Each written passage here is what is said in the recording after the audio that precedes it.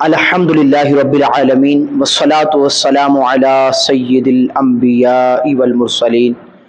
اما بعد فاعوذ باللہ من الشیطان الرجیم بسم اللہ الرحمن الرحیم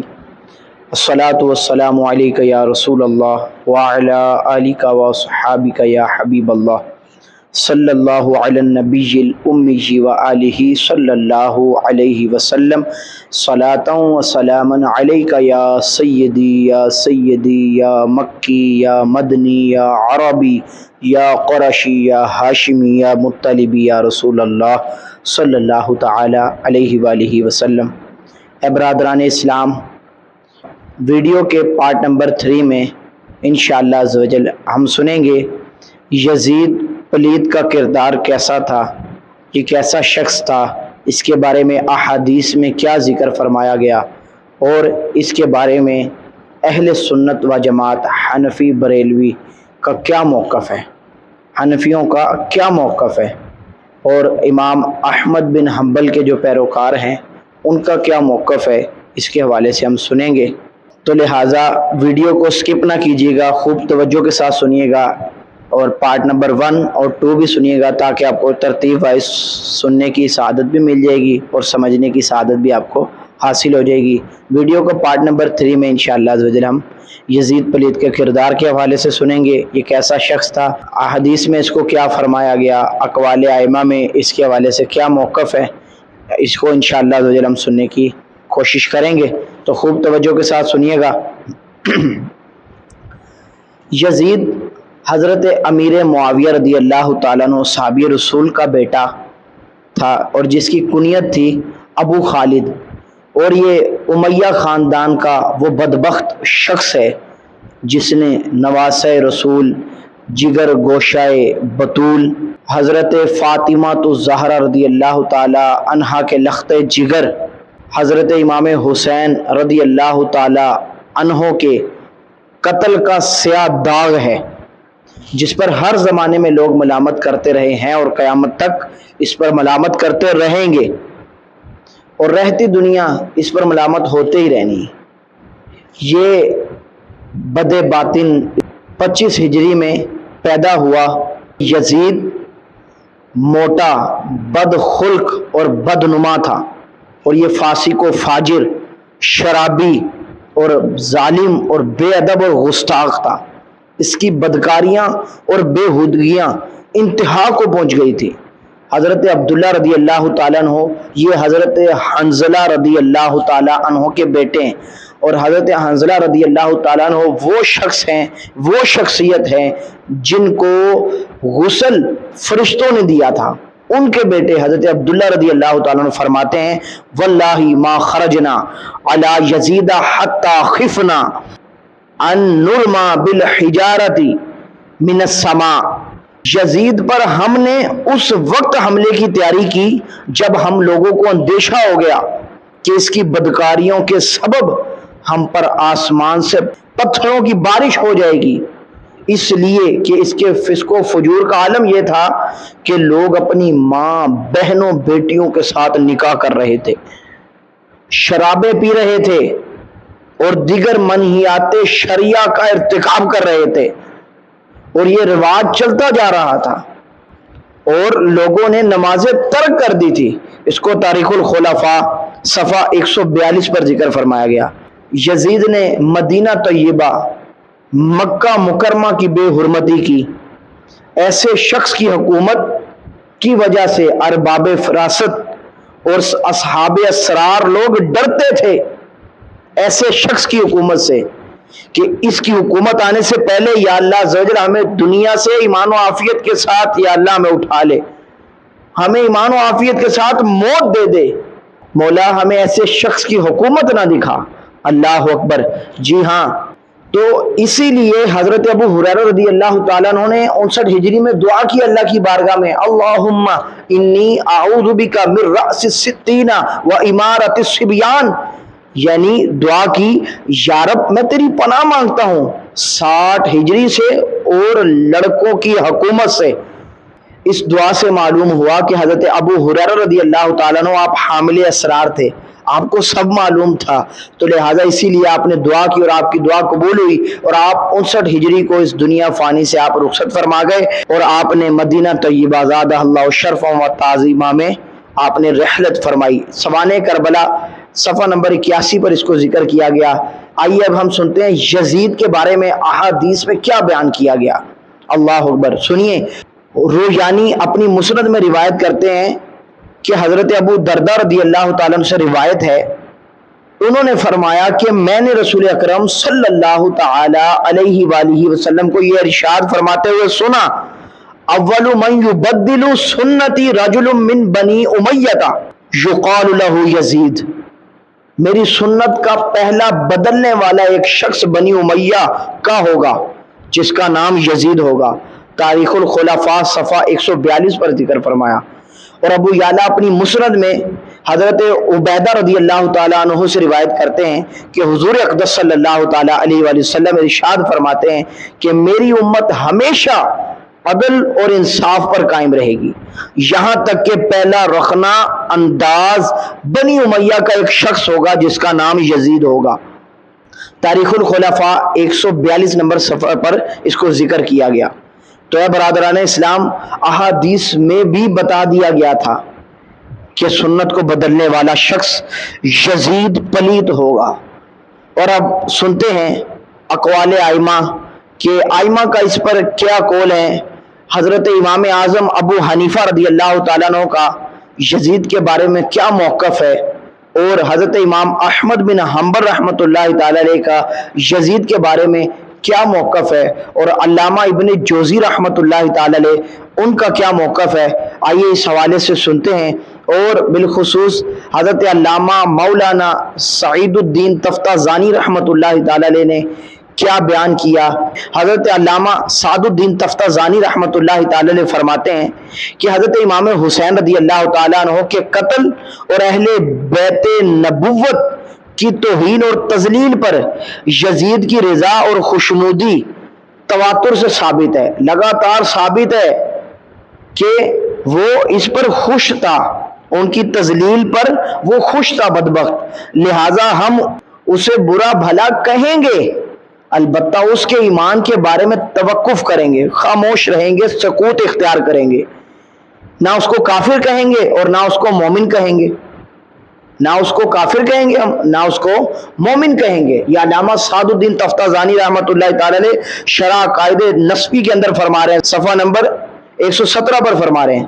آئیے سنتے ہیں حضرت امام احمد بن حنبل علیہ رحمہ آپ کا کیا موقف ہے یزید کے حوالے سے۔ حضرت امام احمد بن حنبل علیہ رحمہ آپ فرماتے ہیں کہ یزید کافر ہے، اور علامہ ابن جوزی رحمۃ اللہ تعالی علیہ بھی آپ کے ساتھ ہیں، وہ بھی یہی فرماتے ہیں کہ کافر ہے، اور اس پر لعنت بھی کرتے ہیں، اس کے لعن اور تکفیر پر وہ جواز پر قائل ہیں۔ تو لہٰذا حضرت امام احمد بن حنبل علیہ رحمہ یزید کے کافر ہونے کے قائل ہیں، اور علامہ ابن جوزی رحمۃ اللہ تعالی علیہ بھی اس چیز کے قائل ہیں کہ یزید کافر تھا، اس پر لعنت بھی کر سکتے ہیں کیونکہ یہ کافر ہے۔ اور اسی طرح یہ علماء کا موقف ہے، یہ امام احمد بن حنبل علیہ رحمہ اور ان کے متبعین اور علامہ ابن جوزی رحمۃ اللہ تعالی کا موقف یہ ہے۔ اور اسی طرح جو امام احمد بن حنبل علیہ رحمہ ہیں وہ اس آیت سے دلیل پکڑتے ہیں یزید کے کافر ہونے پر۔ اللہ عز و جل نے قرآن کریم میں ارشاد فرمایا فَهَلْ عَصَيْتُمْ إِن تَوَلَّيْتُمْ أَن تُفْسِدُوا فِي الْأَرْضِ وَتُقَطِّعُوا أَرْحَامَكُمْ أُولَٰئِكَ الَّذِينَ لَعَنَهُمُ اللَّهُ فَأَصَمَّهُمْ وَأَعْمَىٰ أَبْصَارَهُمْ، کیا قریب ہے کہ اگر والی ملک ہو تو زمین میں فساد کرو اور اپنے نسبی رشتہ کاٹ دو، یہ ہیں وہ لوگ جن پر اللہ نے لعنت فرمائی تو انہیں بہرا کر دیا اور ان کی آنکھیں پھوڑ دی۔ اس کو پارہ 26 میں ذکر فرمایا گیا۔ واقعی شک نہیں کہ یزید نے والی ملک ہو کر زمین میں فساد پھیلایا، حرمین طیبین اور خود کعبہ معظمہ اور روزہ طیبہ کی سخت بے حرمتیاں کی، مسجد کریم میں اس نے گھوڑے دوڑائے، ان کی لید اور پیشاب منبر یا تھر پر پڑے، 3 دن مسجد نبوی شریف میں نہ اذان ہوئی نہ نماز ہوئی، مکہ مدینہ حجاز میں ہزاروں صحابہ و تابعین کو بے گناہ شہید کیا، کعبہ معظمہ پر پتھر پھینکے، غلاف کعبہ کو پھاڑا اور جلایا، مدینہ طیبہ کی پاک دامن عورتیں اپنے لشکر پر 3 دن حلال کر دیں، رسول اللہ صلی اللہ تعالی علیہ وآلہ وسلم کے جگر پارے کو 3 دن بے آب و دانہ رکھ کر ماں ہمراہیوں کے تیغ و ظلم سے پیاسا ذبح کیا، اور نبی کریم صلی اللہ تعالی علیہ وآلہ وسلم کی گود کے پالے ہوئے تنے نازنین پر بعد شہادت گھوڑے دوڑائے۔ تو نبی کریم صلی اللہ تعالی علیہ وآلہ وسلم جس سر انور کا بوسہ لیا کرتے تھے اس کو کاٹ کر نیزے پر چڑھایا اور منزلوں پھرایا، لا تعداد اس نے ایسی بے حرمتیاں کی، اس نے گستاخیاں کی۔ یزید کا کردار یہ تھی، اس کی حرکتیں، تو لہذا امام احمد بن حنبل علیہ رحمہ نے اس پر حکم کفر لگایا ہے، اس کو کافر ظاہر کیا ہے، اس کے اوپر کافر کا فتویٰ لگایا امام احمد بن حنبل علیہ رحمہ، علامہ ابن جوزی رحمۃ اللہ تعالی علیہ اور ان کے متبعین نے۔ اور اب آتی ہے ہمارے امام کی بات، امام اعظم ابو حنیفہ نعمان بن ثابت رضی اللہ تعالیٰ عنہ، جو ہم کروڑوں حنفیوں کے امام ہیں، آپ کا کیا موقف ہے؟ ہمارا بھی وہی موقف ہے جو ہمارے امام کا موقف ہے۔ اور ہمارے امام اعظم ابو حنیفہ رحمۃ اللہ تعالی علیہ لعنت اور تکفیر یعنی کافر کہنے میں احتیاطاً سکوت کرتے ہیں۔ کیوں؟ کیونکہ فرمایا کہ اس سے فسق و فجور جو ہیں، جو اس نے گناہ کیے اعلانیہ، وہ تو متواتر کے ساتھ ثابت ہیں، لیکن جو اس کے کفر ہیں لیکن وہ متواتر کے ساتھ ثابت نہیں ہے، اور بحال احتمال نسبت کبیرہ بھی جائز نہیں، نہ کہ تکفیر اور امثال اور وعیدات مشروط بعدم توبہ ہے۔ اور اللہ عز و جل کا یہ فرمان ہے پارہ 16 کے اندر، اور حضرت امام اعظم ابو حنیفہ رحمۃ اللہ تعالی علیہ اس آیت سے بھی استدلال لیتے ہیں۔ پارہ 16 کے اندر فرمایا فَسَوْفَ يَلْقَوْنَ غَيًّا إِلَّا مَن تَابَ، اور توبہ تا دم غرغرہ مقبول ہے اور اس کے عدم پر جزم نہیں، اور یہی احمد اور اسلم ہے۔ ہمارے امام کروڑوں حنفیوں کے پیشوا امام اعظم ابو حنیفہ نعمان بن ثابت رضی اللہ تعالیٰ عنہ کا جو موقف ہے وہی ہمارا موقف ہے، اور ہمارے امام کا موقف یہ ہے کہ ہم یزید کو کافر کہنے میں اور اس پر لعنت کرنے میں ہم احتیاطاً سکوت اختیار کریں گے، ہم خاموشی اختیار کریں گے، نہ اس کو ہم کافر کہیں گے، نہ اس کو ہم مسلمان کہیں گے، اور نہ ہم اس پر لعنت کریں گے، بلکہ ہم اس کو برا بھلا کہیں گے۔ کیوں؟ کیونکہ اس کا فسق و فجور جو ہے، گناہ جو ہے، وہ متواتر سے ثابت ہے، لیکن جو اس کا کفر ہے وہ متواتر سے ثابت نہیں ہے، تو لہٰذا اسی لیے